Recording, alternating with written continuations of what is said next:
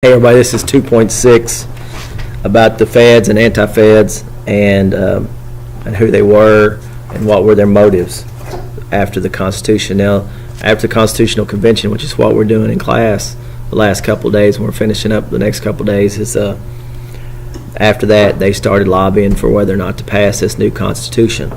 And you should know that the Federalists, they supported the Constitution, and the Anti-Federalists, they did not support the Constitution.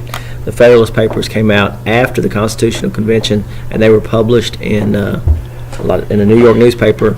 And New York, they did not. The state of New York was not real keen on passing the Constitution until New York City threatened actually to secede from the Union, and that kind of got them fired up about doing it. So after these Federalist Papers were written and it influenced the public, the Constitution got a lot. It was passed. Now, it wasn't passed without a little bit of deal making. The first deal that the anti-feds, to just appease them, they decided they got the Bill of Rights, and it's the first 10 amendments to the Constitution, and you are responsible for knowing those. But the main thing you need to know about with this section is that the Bill of Rights were put into the Constitution to appease or make the anti-federalists happy. And when you read over those, you'll see that they're more for individual rights to make sure that the federal government doesn't get too powerful. And there's a copy of those on page 53 in your book. But they're kind of protection of free expression, which is First Amendment. You've heard all about that. Protection of personal beliefs and free expression. Those are Amendments 1. Protection of privacy are Amendments 3 and 4.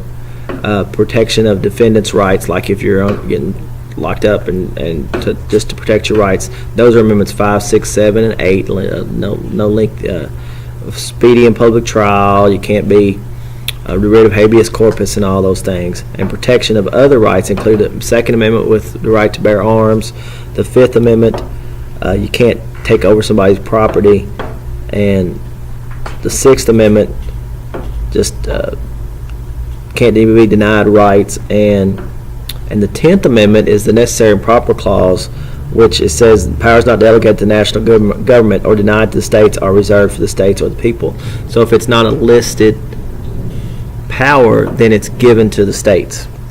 So those are the Bill of Rights, and the reason they were put in so quickly is just to make the anti-federalist people happy, and it allowed for our Constitution to be ratified.